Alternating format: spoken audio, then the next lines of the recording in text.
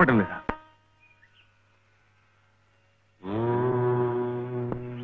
దినకరం ప్రభాకరం జూయతేజోధరం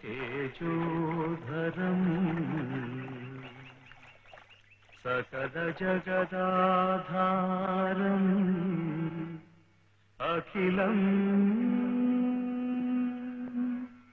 శశ్వత్ శుభకరం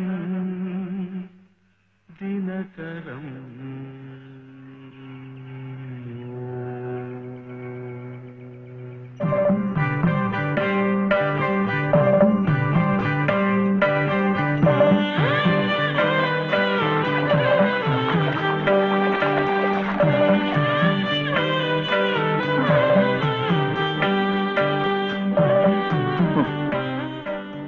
కాళ్ళు నొప్పి పెడుతున్నాయా?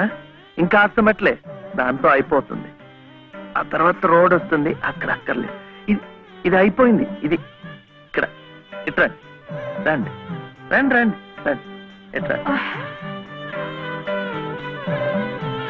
నమస్కారం చలపతి బాబు. లలిత అమ్మా,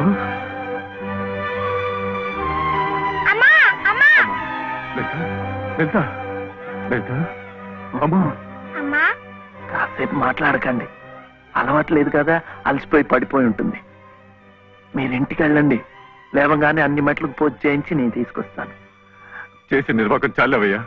చిన్నప్పటి నుంచి అన్ని దేవుళ్ళని ఈ పసుపు కుంకుమలతోనే కొలిచిందే. ఏ దేవుడు దాన్ని పసుపు కుంకుమ నిలిపాడయ్యా? చాలు చాలే. అమ్మా లలిత అమ్మా దా.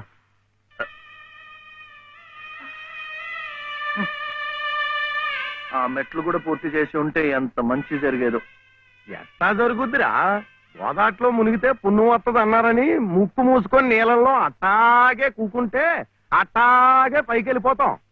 దేనికైనా ఓ పద్ధతి, ఓ నిమిటం ఉండాలా. ఏం కాసిన కూసిన మెట్లా? ఓ కోటి పెళ్లి కానుండి కొండ పెళ్లి వరకు ఉన్నాయి. వీటన్నిటికీ పూజలు చేయాలంటే ఆడకూతురు తట్టుకోవద్దా? చెయ్యకపోతే కష్టం ఎలా తీరుతుంది? ఓరే, గుళ్ళో పూజలు చేయాలంటే నువ్వే చేస్తున్నావేట్రా? పూజారికో చేస్తున్నారు, మనం అట్లా పూలు ముట్టుకుంటున్నాం అంతే. కానీ పుణ్యం మనకు వచ్చేస్తున్నాం. అట్లాగే ఆ అమ్మ కష్టాలు పోవాలంటే ఆ అమ్మే చేయక్కర్లేదు. ఆ అమ్మ పేరు చెప్పి నువ్వైనా చేయొచ్చు, నేనైనా చేయొచ్చు. నీకు మంచి జరగాలని మీ నాయనమ్మ చేయడంలా అంతే.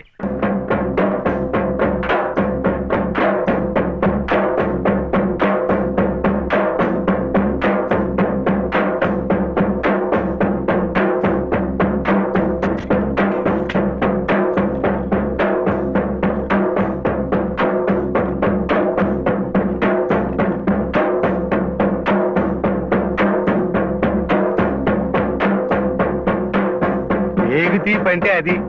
ఆ కొడుకు జబ్బు తగ్గాలని ఆ తండ్రి పడే అవస్థ చూడు. ప్రాణాలకు కూడా తెగించి నిప్పుల్లో ఎలా నడిచేస్తున్నాడో.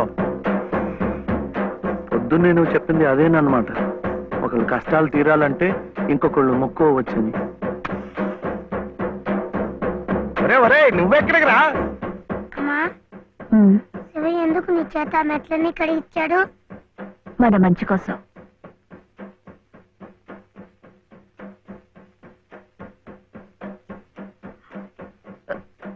ఏమండి, ఎక్కడికి?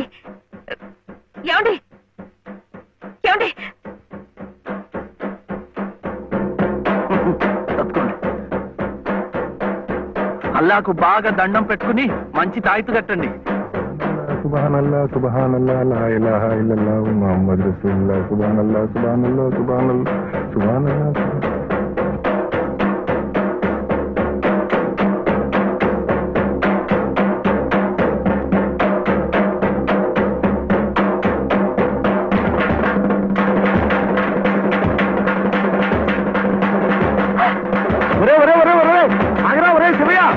కాలు కాలిపోతారా?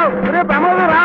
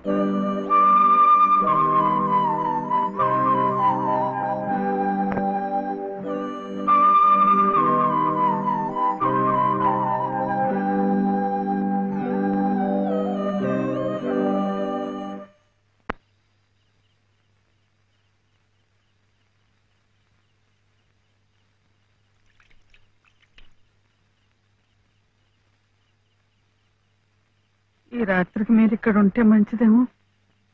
శివయ్య, ఒరే శివుడు, చూడు మీ నాయనమ్మ కంగారు పడుతోందిరా, చూడు. నాన్న, శివ ఎలా ఉందిరా?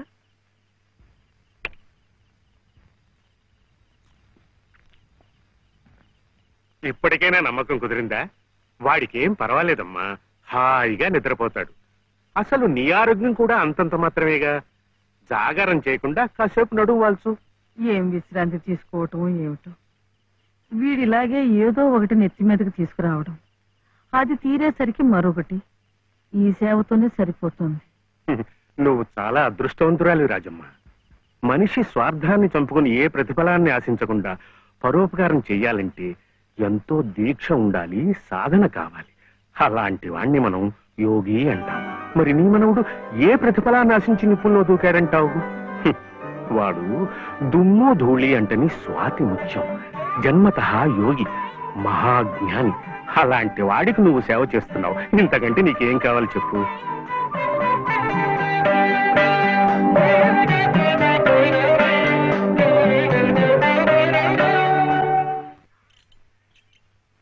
ఏమిటి నాన్న, ఒక్కసారైనా వెళ్ళి బావని చూడలేదు? ఓహో పిచ్చి ముద్ద, వెళితే అతుక్కుపోతాని చీడించి మేరెల్సమని డాక్టర్లు వాడికి పెద్ద వైద్యమే అవసరమైందన్నారు అనుకో. ఓ ఆ ఖర్చులన్నీ మన నెత్తి మీద కాకిరెట్లు బండెట్టు పడిపోతాయి. దిక్కుమల్లి కంపు. ఇదిగో ఇట్లా రేపటి నుంచి శ్రీరామ ఉత్సవాలు, చందాలంటూ వచ్చి కొంపమే పడిపోతారు. మా నాన్నకి నెత్తురు బంక విరోచనాలు, ఇంట్లో కూడా రావడం లేదని చెప్పి గేట్లో వాళ్ళని గేట్ల నుంచి పంపించాయి.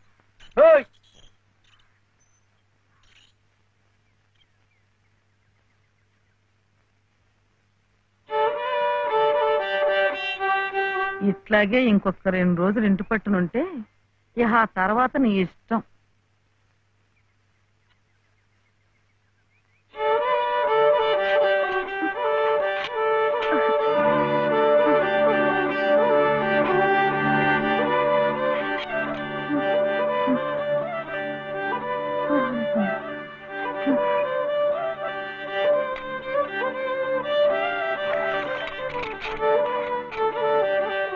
చిట్టి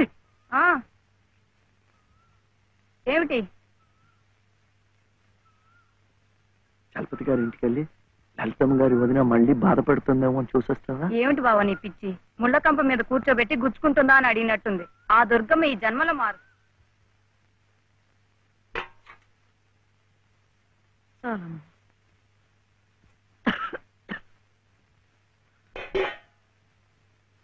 ఏమిట్రా కోపం.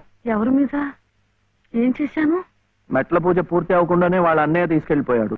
నువ్వేమో బాబా దగ్గర నుంచి సగంలోనే నన్ను లాక్కొచ్చేశావు. ఇంకా మంచేం జరుగుతుంది? ఒరే, నేనైనా నువ్వైనా వాళ్ళ అన్నయ్య అయినా అంతా నిమిత్త మాత్రులమేరా. ఆ గజేంద్రుణ్ణి రక్షించడానికి విష్ణుమూర్తి తరలొచ్చాడు చూడు. అలాగే లలితమ్మని ఈ ఊబిలోంచి బయటికి లాగటానికి ఎవరో మహానుభావుడు ముందుకు రావాలి.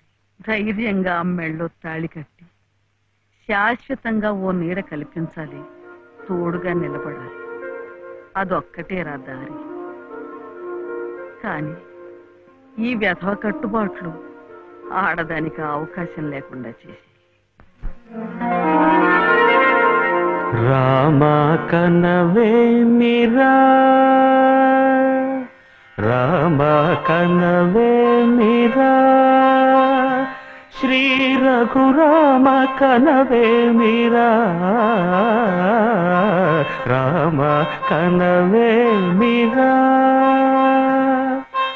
రమణీలలామ నవలావణ్య సీమ ధరాపుత్రి సుమగాత్రి, ధరాపుత్రి సుమగాత్రి నడయాడి రాగా, రామ కనవే మీరా.